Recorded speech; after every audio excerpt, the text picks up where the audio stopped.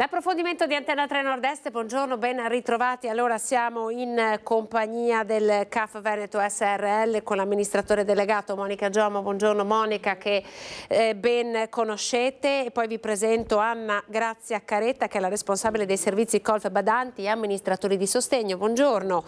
In collegamento la nostra Giuliana Maffei. Giuliana, buongiorno.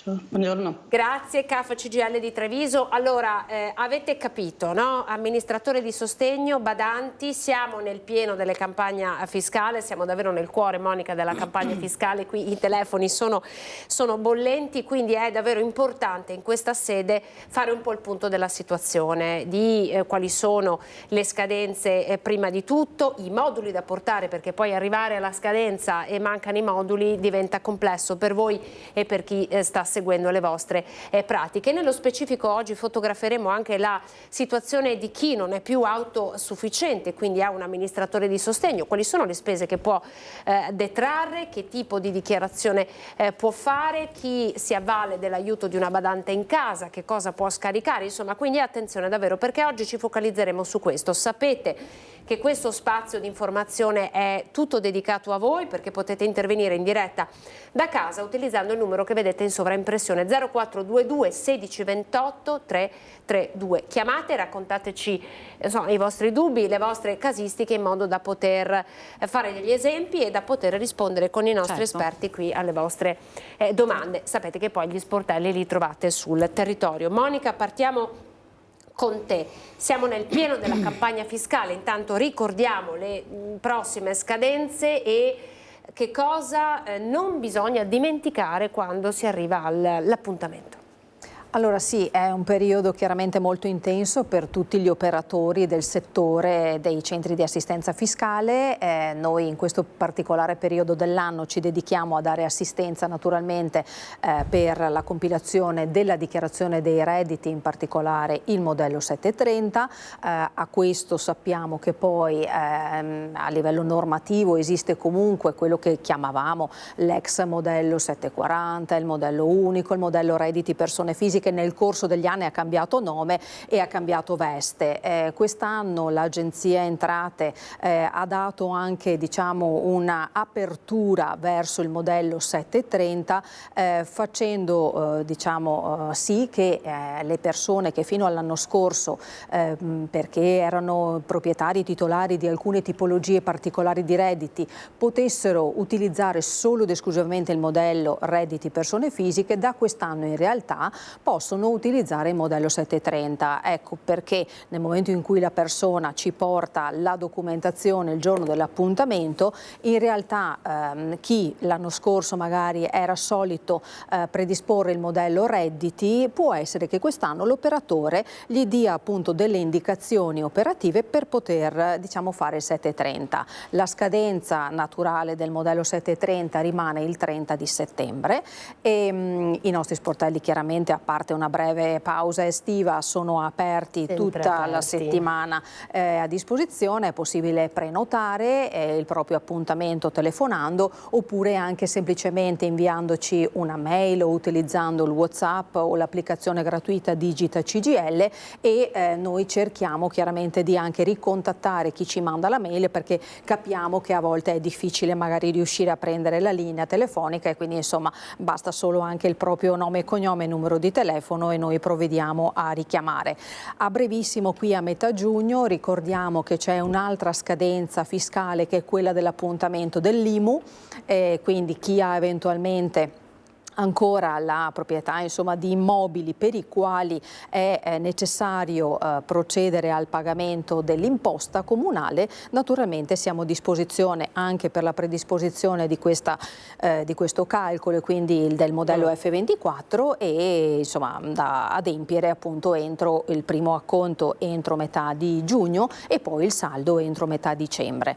Diciamo che è un periodo chiaramente che non ci vede impegnati solo sul fronte delle dichiarazioni dei redditi, ma diciamo la nostra attività appunto continua tutto l'anno, sicuramente con la predisposizione dell'ISEE, indicatore situazione economica equivalente, che poi magari vedremo anche in che maniera si ricollega agli argomenti che abbiamo pensato appunto di presentare oggi, perché attraverso l'ISEE naturalmente quel valore che scaturisce dalla compilazione di questa dichiarazione, dove tutti i componenti del nucleo familiare vanno a riportare i propri redditi e i patrimoni, quel valore ci consente di poter ottenere degli sconti, dei benefici, dei contributi che naturalmente vanno ad integrare quello che è il bilancio familiare. Quindi sicuramente insomma il nostro impegno è far sì che nelle casse insomma delle famiglie o anche i lavoratori pensionati possano entrare tutte le somme che sono messe a disposizione, che siano dalla regione piuttosto che dagli enti insomma vari come Savno per quanto riguarda i contributi dell'asporto rifiuti, l'ATS che si è concluso per chi ha il gestore dell'acqua appunto Alto Trevigiano Servizi. Ecco, quindi il nostro impegno è di dare insomma servizio a 360 gradi e informare, questo è fondamentale. Intanto vi facciamo vedere, guardate la schermata che faccio scorrere, l'elenco dei documenti necessari. Questa la trovate, dove la trovano Monica? Sul sito, perché è un po' quello che stiamo dicendo, è molto importante. La trovate sul sito www.cgltreviso.it/categorie/CAF. Quindi guardate, ecco, qui c'è tutto spiegato chiaramente in modo da dati del contribuente, redditi percepiti nel 2023, spese sostenute nel 2023. Ecco, è importante perché appunto, come dicevi Monica, sì, diciamo, ricordiamo solo una piccola precisazione: oggi siamo nel 2024 e noi oggi andiamo a dichiarare e inserire nella nostra dichiarazione dei redditi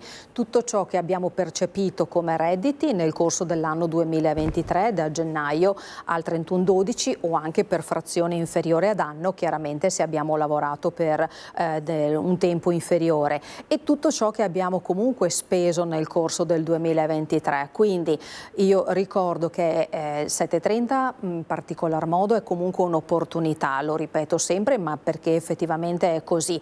Anche chi ha solo la certificazione unica e quindi ha lavorato per tutto l'anno una frazione inferiore può passare per i nostri uffici e assicurarsi comunque, anche se non ha speso nulla nel corso del 2023, che quella certificazione sia corretta, perché magari a volte le sorprese sono diciamo lì, e quindi noi potremmo fargli recuperare magari delle detrazioni o delle ritenute che non sono state applicate correttamente. Infatti poi approfondiremo proprio anche con la nostra Anna Grazia, però vedo che c'è già una telefonata, la prendiamo subito. Pronto?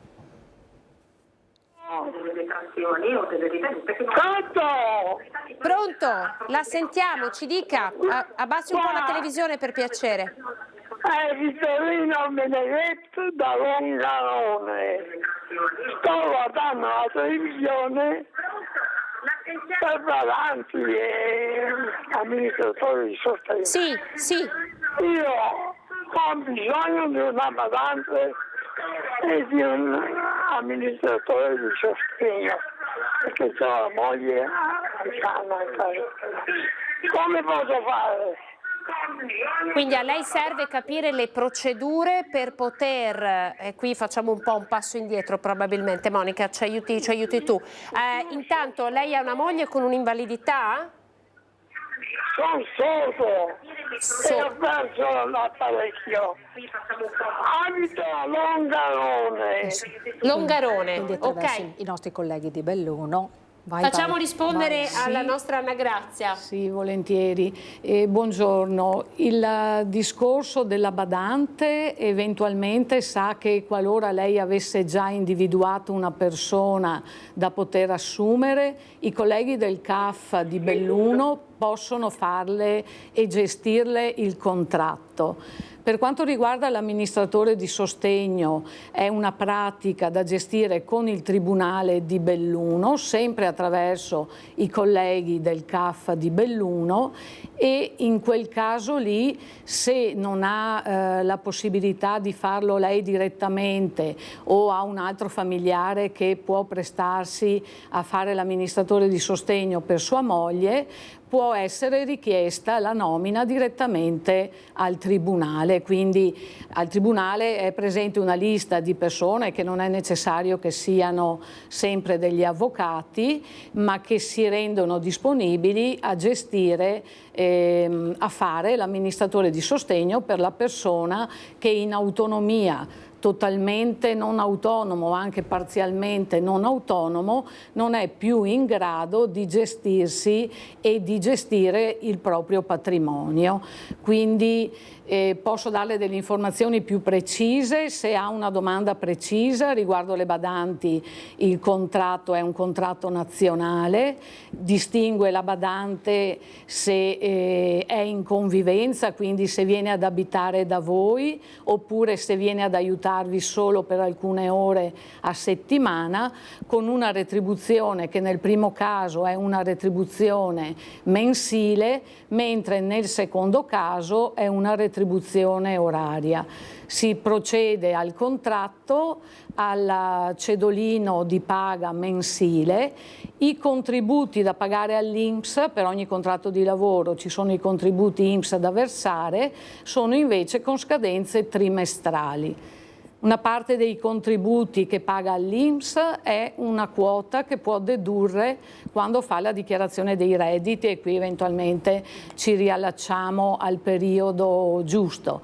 E eventualmente può recuperare anche una parte di spesa se è destinata all'assistenza di una persona non autosufficiente, con una documentazione medica dove si evince che la persona ha bisogno di aiuto nella gestione delle cose quotidiane.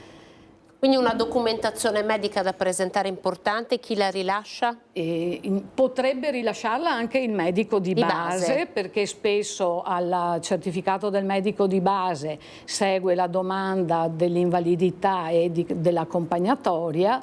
I tempi sono sempre abbastanza lunghi e quindi anche il certificato del medico di base, che è lo stesso certificato che il medico ha inviato all'INPS, può essere un documento valido per recuperare questa spesa di assistenza. Quindi c'è uno sgravio. E anche per fare l'amministratore di sostegno, perché anche la richiesta di un amministratore di sostegno è fatta per una persona che ha dei problemi che possono essere di natura fisica, psicologica, ma comunque non di una persona autonoma a gestirsi. Allora, intanto grazie per aver chiamato, perché in realtà ci ha dato il là per intervistare, per farci raccontare tutto da Anna Grazia Caretta, ma a questo punto a me la domanda sorge spontanea, no? C'è un'altra telefonata? Sì, pronto, c'è un'altra telefonata. Prego. Sono Maria Grazia dal Bello da Bovolone. Prego. Chiamo perché io ho una signora dell'Ucraina che viene a darmi una mano. 3 ore a pomeriggio, 10 euro all'ora, non è che si spacca la schiena, ma comunque non vuole essere messa in regola. Ahia, non vuole essere messa in regola. No, adesso le ho chiesto di fare un'ora in meno, addirittura ho storto il naso perché sembra che vuole trovarsi da darle un'altra parte. Io mi troverò qualcun'altra, cosa vuoi che faccia? Ho bisogno, perché sono stata operata a una spalla e ho bisogno di aiuto, sono da sola. Allora, le spieghiamo, signora, perché è importante che siano messe in regola invece queste lavoratrici, sia per loro che per lei. Sì, l'esempio della signora, se possiamo confortarla, è che non è l'unica a trovarsi in questa situazione. C'è un po' l'idea che il lavoro domestico per poche ore a settimana non abbia la necessità di avere un contratto che, ribadisco sempre, è un contratto nazionale, ma che tutela sia il lavoratore che il datore di lavoro. Lei ha detto la cifra che le dà all'ora, che sono 10 euro. Sì. Fate il conto, 150 euro a settimana. Sì, ma potrei dirle che magari uno pensa di spendere meno o la signora pensa di prendere di più. In realtà in un conteggio con un contratto non ci si basa solo su una paga oraria, perché alla paga oraria è prevista l'aggiunta della 13ª che va pagata a dicembre, del TFR che viene pagato a fine rapporto, e quindi se la paga oraria è più bassa dei 10 euro che lei ha concordato con la signora, aggiungendo tutti gli altri istituti contrattuali, tra cui le ferie e le festività, probabilmente a lei costa quanto sta spendendo adesso e la signora magari prende qualcosa di meno, però ha una tutela che può essere anche semplicemente il farsi male lavorando alla copertura dell'infortunio, e quindi è una tutela per entrambi, perché comunque l'idea di avere una persona fuori regola, e magari insomma se può andare bene per un periodo potrebbe non essere la scelta migliore, soprattutto se è un lavoro costante, quindi anche se viene poche ore a settimana ma viene tutte le settimane, e quindi le consiglio magari di spiegare a questa signora gli aspetti del contratto, che sono quelli che le ho detto, ma che mi rendo disponibile anche se vuole chiedere il mio numero di telefono, glieli spiego bene cosa le verrebbe a costare, e la signora può godere di tutto quello che prevede il contratto, di un'eventuale disoccupazione in caso di chiusura del rapporto di lavoro. Ci sono insomma dei vantaggi che sono oltre alla semplice sicurezza di avere a casa una persona che fa dei lavori. Quindi sì. Lasci il suo numero, signora, se vuole, perché poi sì, lei volentieri. sarà anche ricontattata. Sì, va bene. Lei non vuole proprio essere specula. E allora forse lei dovrebbe fare una scelta, signora, Sì, cioè nel senso, sì. anche alla luce un po' di quello che le stiamo dicendo, lei può fare una scelta, allora forse proviamo anche noi a dare degli strumenti per prendere queste scelte con consapevolezza. Ho lasciato il mio numero, signore. Grazie, grazie per la sua telefonata. Anna Grazia, a questo proposito, chi presta lavoro, quindi in questo caso la badante, deve fare la dichiarazione dei redditi? Sì, allora, il lavoratore domestico è un lavoratore equiparato a tutte le altre tipologie di lavoratori, e quindi quando una persona ha un reddito deve pagare le tasse, che è l'IRPEF, l'imposta sulle persone fisiche. La differenza tra il lavoratore domestico e il lavoratore di un'azienda è che il datore di lavoro domestico non è sostituto d'imposta e quindi non riesce a sostituirsi con lo Stato per la persona. Vuol dire non versa l'IRPEF allo Stato perché non riesce a pagarla direttamente. Il lavoratore domestico, quando riceve la certificazione dei compensi, impropriamente detta CUD, ma viene definito così, dico impropriamente perché il CUD o la CIU dei lavoratori di aziende hanno la CIU redatta in un modello ministeriale, mentre il lavoratore quello domestico, che tutti conoscono. Esatto.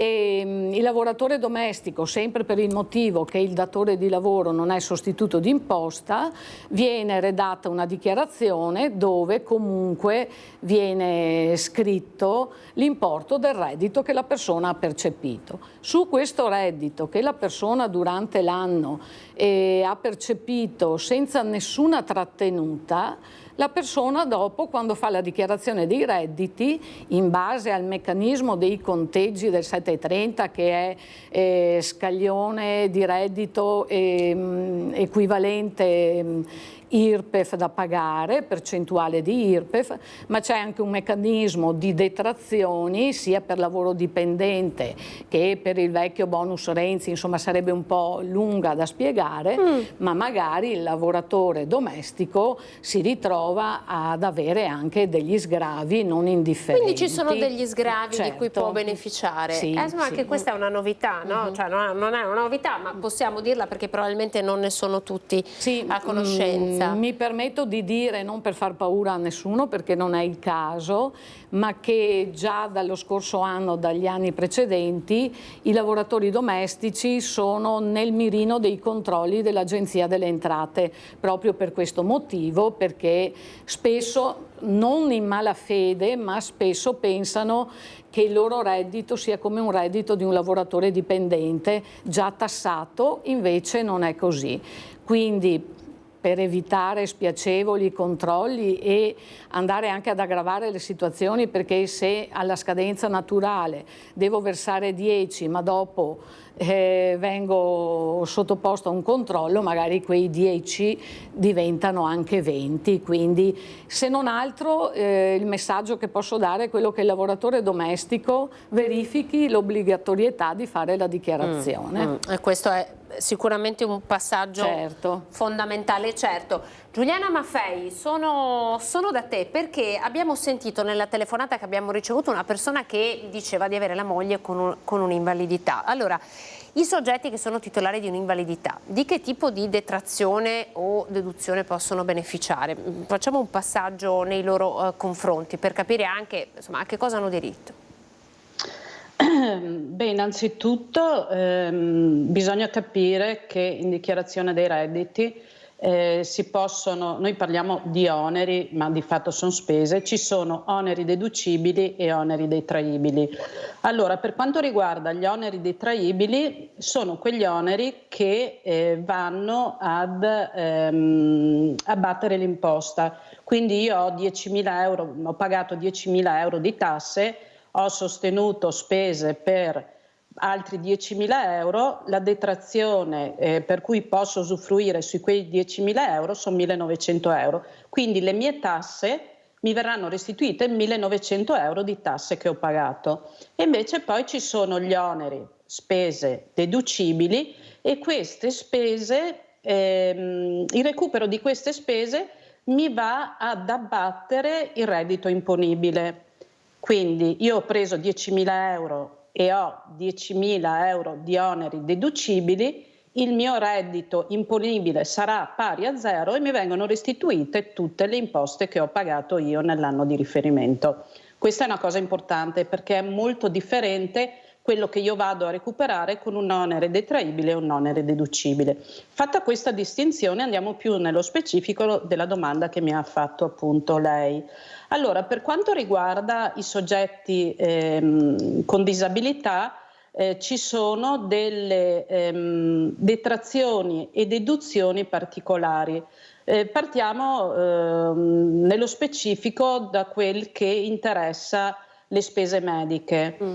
Infatti per i soggetti con disabilità è possibile, per disabilità intendiamo sempre soggetti che sono provvisti di una certificazione, la cosiddetta 104, che certifica l'handicap piuttosto dell'invalidità civile, ok? E questi soggetti possono ad esempio alcune spese mediche portarle in deduzione, quindi abbiamo appena detto che sono più favorevoli. Esempio, se io sono un soggetto, uno di questi soggetti è un soggetto con disabilità, ad esempio gli scontrini della farmacia per l'acquisto dei farmaci piuttosto che le spese generiche, posso portarle in deduzione. Quindi io avrò, mettiamo che io sono nello scaglione del 23%, ok? Io potrò, del 25%, scusate, perché anche con gli scaglioni negli ultimi anni ci sono stati un po' ballerini. Sì, quest'anno cambierà di nuovo, del 25%, avrò un recupero del 25%, anzi di più, perché mi tirano via, come dicevo prima, facciamo l'esempio di prima, i miei mettiamo 1.000 perché 10.000, anche se adesso vi spiego ci sono degli oneri deducibili alti, anche più alti di 10.000 euro, avrò un recupero più alto dei miei 19% che ho normalmente per le spese sanitarie. Quindi questo è già una cosa che va a agevolare, diciamo, questi soggetti, diciamo, fragili, che purtroppo vanno a sostenere anche spese importanti. quello che stavo dicendo ora rientra nella scatola, perché nel 730, come anche nel modello redditi, ci si divide a quadri e a righe. Quindi questo sarebbe il cosiddetto E25, dove vanno inserite le spese di medica e di assistenza specifica. Una spesa importantissima, più che altro perché è una spesa importante, elevata, che possiamo andare a dedurre in questo rigo E25, è data dalla fattura, dalla spesa sostenuta per la casa di riposo o strutture di assistenza. Cioè, cosa vuol dire? Io non è che vado a portarmi in deduzione nella dichiarazione dei redditi l'intera retta che io sostengo per la casa di riposo, ma posso portarmi in deduzione le spese mediche di assistenza specifica che la struttura sostiene per me. Ok? E queste sono spese elevate, si può andare dai 2-3 mila euro, ma si arriva anche ai 20-25 mila euro. Come potrebbe essere una riabilitazione, Giuliana? Sì, ma sono anche spese giornaliere, ad esempio se è un soggetto allettato magari ogni giorno, che sono spese relative, assistenza specifica è l'infermiera, il fisioterapista, il terapista occupazionale, l'educatore, tutte quelle figure che circondano, aiutano, supportano il soggetto disabile in una struttura, perché non è necessariamente solo una casa di riposo, pensiamo all'anziano, può essere anche una struttura per soggetti con problemi psichico-mentali, piuttosto che per ragazzi con disabilità importanti, ok? E ci sono delle spese che giornalmente la casa di riposo sostiene per questi soggetti, che si possono recuperare dei bei soldini in dichiarazione dei redditi. Ok? Queste spese, diciamo che il problema a volte sono le certificazioni. Ok? Bisogna fare attenzione a chi è intestata questa certificazione e a chi effettivamente sostiene la spesa, perché se la spesa mettiamo che la fattura è intestata a Valentino Rossi, che è il soggetto che è ricoverato in struttura. Questo soggetto di fatto non ha un reddito basso, quindi la fattura della casa di riposo non viene pagata dal signor Valentino Rossi, ma dalla moglie piuttosto che dal figlio, ok? Sarà questo soggetto che andrà a dedursi la spesa. E quindi bisognerà fare attenzione anche a chi viene intestata questa fattura, perché in base a questo dipenderà anche il fatto che io riesca o no a dedurmi tali importi, che ripeto sono veramente importanti. A volte ci troviamo a discutere, perché sembra una banalità, ma se sulla fattura c'è scritto Valentino Rossi deve dedursi questa spesa, non può dedursela altre persone. Senta, parlando di spese sanitarie, mi viene in mente l'acquisto di tutti gli ausili, ad esempio per gli spostamenti, per chi è portatore di handicap, sì. Magari le poltrone, no? Quelle, o i sali e scendi delle scale. Ecco, anche in merito a questo, che cosa possiamo scaricare?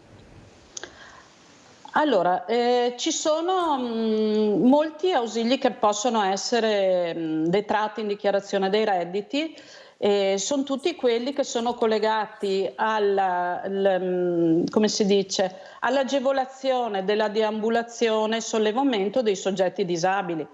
Si può andare dalla poltrona, che ci sono quelle poltrone che agevolano gli spostamenti dei soggetti con disabilità, piuttosto che il montascale, piuttosto che, questa è una cosa particolare che a volte sfugge, ci si può portare in detrazione anche ad esempio il cellulare, piuttosto che il computer, piuttosto che il televisore, se queste apparecchiature sono idonee a facilità, sono di supporto al soggetto per l'integrazione, ok?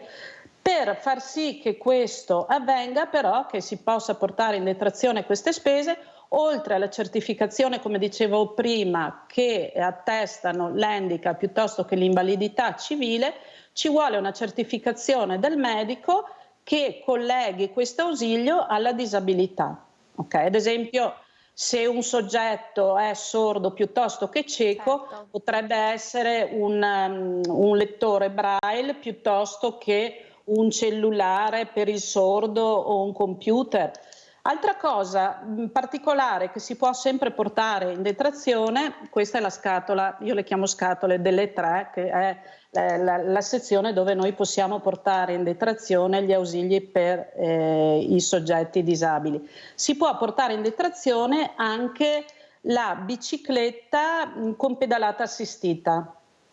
Era una cosa, è pochi anni che è possibile portare in detrazione questa spesa, però vedo che sta prendendo piede. Per portare in detrazione questa spesa però ci vuole una certificazione della ASL che, come dicevamo prima, mentre per ad esempio il computer, il telefonino, il cellulare può essere anche il medico di base che rilascia la certificazione in merito al collegamento della spesa come si dice, all'ausilio. Per quanto riguarda la bicicletta con pedalata assistita, la certificazione deve essere rilasciata dall'ASL competente, dove viene riportato che la bicicletta è necessaria a questa persona. Ad esempio, io ho avuto ultimamente alcuni soggetti cardiopatici che avevano bisogno di fare attività sportiva e gli veniva consigliato dall'ASL di utilizzare questa bicicletta assistita per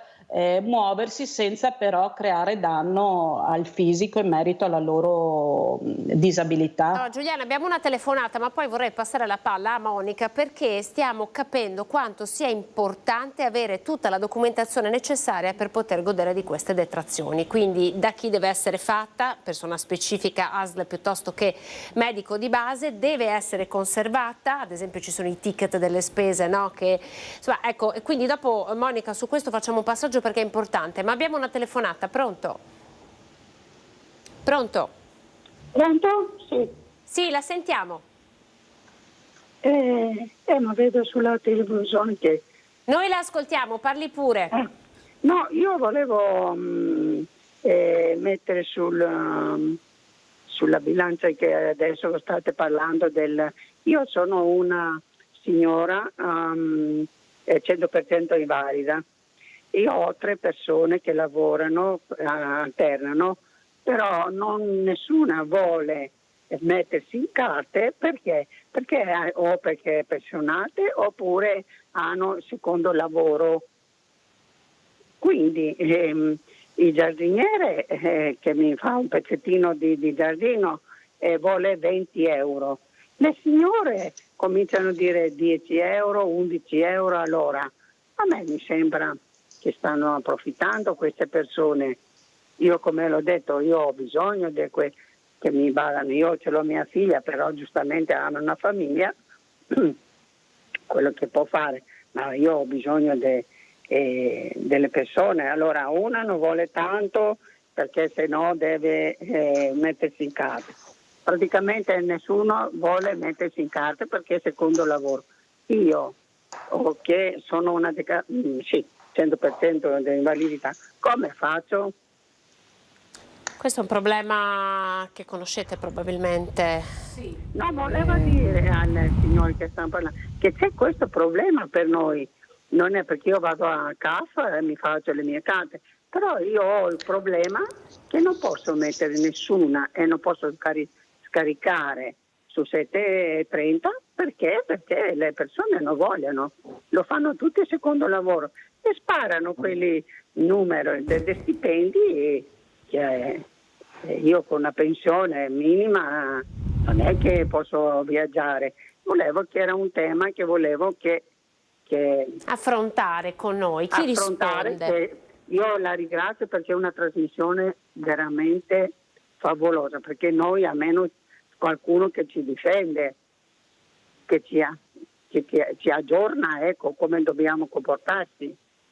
Io non posso neanche mandarli a casa perché, come l'ho detto, sono 100% invalida, quindi ne ho bisogno.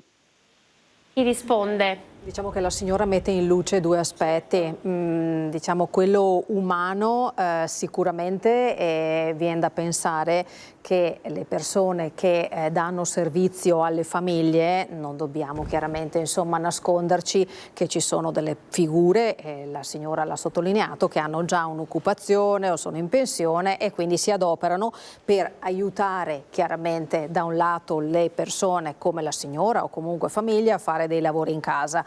E quel lavoro diciamo un po' sommerso non dovrebbe starci, dire, e soprattutto su un ambito, visto l'argomento che trattiamo oggi, di attenzione e cura verso le persone. Quindi Anna giustamente prima ha sottolineato il fatto che la tutela nei confronti sia del datore di lavoro, quindi della signora che ha necessità di avere appunto questa assistenza, ma anche delle lavoratrici stesse, dovrebbe insomma prevalere su qualsiasi altro tipo di ragionamento personale.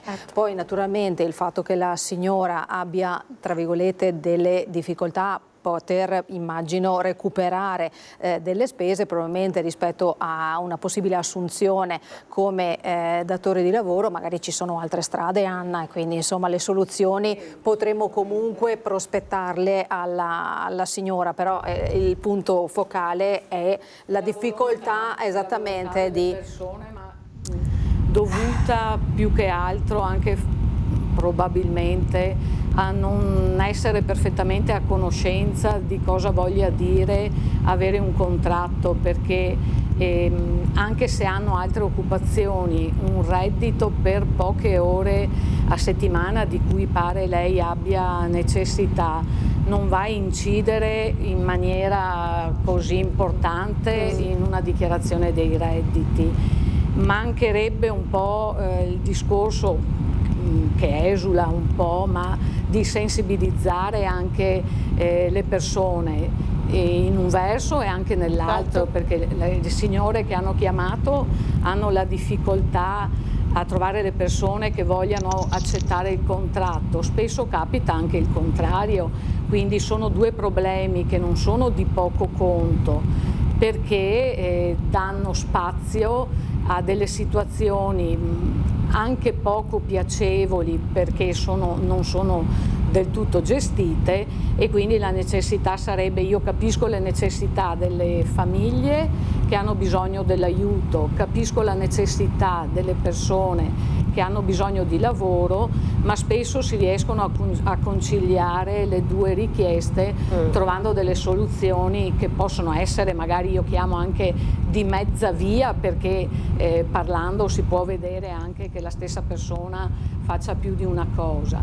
Mi permetto di dire, ma magari non è così pratico, che a differenza di quello che in genere le persone pensano, che non esista più il voucher da lavoro, che fino a qualche anno fa era una soluzione pratica destinato a un lavoro occasionale, infatti era nato per i periodi di vendemmia. In realtà esiste ancora, non è più gestibile comperandolo in posta, in tabaccheria, ma sul sito dell'INPS.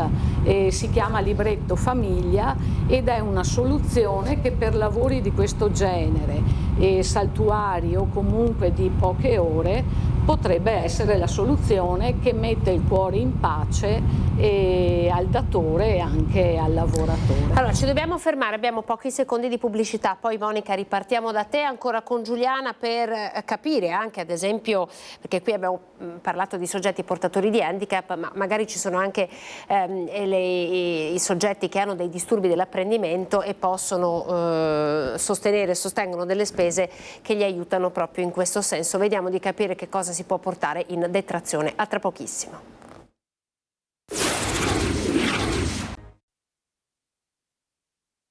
Eccoci, l'edizione straordinaria di Antenna 3, avete visto il Focus, è un Focus tra l'altro che sta riscontrando molto interesse, abbiamo già ricevuto diverse telefonate legato alle badanti, se devono o meno presentare una dichiarazione, come deve essere fatta e poi che cosa si può scaricare, i portatori di handicap o di disabilità, che cosa possono portare in detrazione. Giuliana Maffei ci ha raccontato addirittura che si può detrarre cellulare o computer, se sono ausili che ci aiutano a limitare questa nostra disabilità disabilità e quindi vengono proprio prescritti o dall'ASL o dal medico di base. Ma attenzione, con Monica Giomo andiamo a sottolineare un passaggio legato proprio alla documentazione. Sì, è importantissimo ricordare che la documentazione che noi utilizziamo per compilare la dichiarazione dei redditi, in questo periodo particolarmente 7-30, è necessario conservarla. I termini di, di conservazione 10 anni, in modo tale che se anche l'Agenzia delle Entrate ci va a richiedere a distanza di 5 anni un controllo su quella dichiarazione, noi siamo in grado di fornire tutti la documentazione a supporto che comprova la veridicità dell'onere che abbiamo inserito. In particolare ricordiamo anche che per rispettare i tempi di prenotazione dell'appuntamento noi chiediamo che non ci si presenti con chiavette, non si invino, non si scaricano i documenti attraverso le applicazioni del cellulare, ma solo perché questo rallenta i tempi dedicati all'utente, chiaramente per poter gestire la pratica come si deve.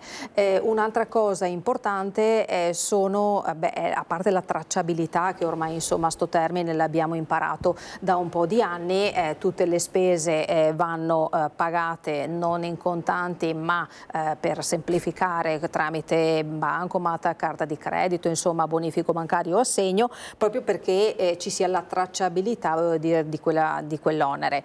Le spese poi vanno anche sostenute e intestate al soggetto, come lo ribadiva anche Giuliana prima, dalla persona che poi lo può portare in detrazione. Se una spesa è particolarmente onerosa e si ha il dubbio se c'è capienza, quindi se l'intestatario di quella spesa la può effettivamente portare in detrazione oppure meno, prima di sostenerla forse è opportuno fare un passaggio presso i nostri uffici e verificare magari a chi eventualmente è, magari se ci sono le condizioni naturalmente, per poterle intestare a qualcuno. Un'altra cosa importante è l'invio delle informazioni presso all'Agenzia Entrate. Adesso quando noi siamo soliti pagare un ticket sanitario o andiamo a uno sportello, però ci sono anche tante volte gli apparecchi, le macchinette dove poter pagare il ticket. Ecco, nel momento in cui sul display compare una domanda se si vuole o meno trasferire quella informazione, quindi quel pagamento, all'Agenzia Entrate, la risposta è opportuno dare sì. Perché? Perché vuol dire che quel pagamento, risulta all'interno del flusso di tutte le spese che noi ritroviamo all'interno del nostro cassetto fiscale. Nel momento in cui noi facciamo la dichiarazione per conto di un cittadino, cosa facciamo? Verifichiamo chiaramente ciò che c'è nel cassetto di quella persona. Lui ci porta tutti gli scontrini e tutte le spese che ha sostenuto e noi controlliamo che vi sia tutto, in modo tale che la persona non ometta di portare a casa giustamente nessuna detrazione. C'è un'altra telefonata. Pronto? Buongiorno. Buongiorno. Volevo chiedere due cose, se era possibile. Allora, prima cosa, volevo fare una precisazione. Io sono invalido e mi succede di fare delle detrazioni. Allora ho acquistato un computer e un telefono. Il negoziante ha preteso, perché su indicazione dell'Agenzia delle Entrate, la certificazione medica, oltre a quella della commissione, deve essere fatta da uno specialista, non dal medico di base. Il medico di base non può certificare nessun tipo di consenso all'utilizzo di un sostegno per migliorare il tenore di vita della persona disabile. Questo è l'Agenzia delle Entrate, mi è stata confermata anche poche settimane fa. Io l'avevo fatto per esempio con e-commerce, con delle aziende di e-commerce, e con l'e-commerce non si può fare questo tipo di operazione. Seconda domanda veloce, perché abbiamo 5 minuti e voglio che Giuliana risponda. Mia mamma aveva l'auto, purtroppo si è rotta e abbiamo dovuto acquistare un'auto nuova. Adesso stiamo facendo l'adattamento per il trasporto e volevamo sapere, lei essendo pensionata con l'accompagnatoria, invalida al 100% eccetera, che cosa potrà detrarsi di quell'importo che lei ha speso per il cambio dell'auto, che sono circa 10.000 euro. 10.000. Rispondiamo velocissimi, mi perdoni, devo tagliarla, ma abbiamo capito. Giuliana, se puoi telegrafica, poi lasci il suo numero che... Sì. Prego Giuliana. Allora, in merito a quello che diceva il signore sugli ausili, io forse mi sono spiegata male, chiedo scusa se è così.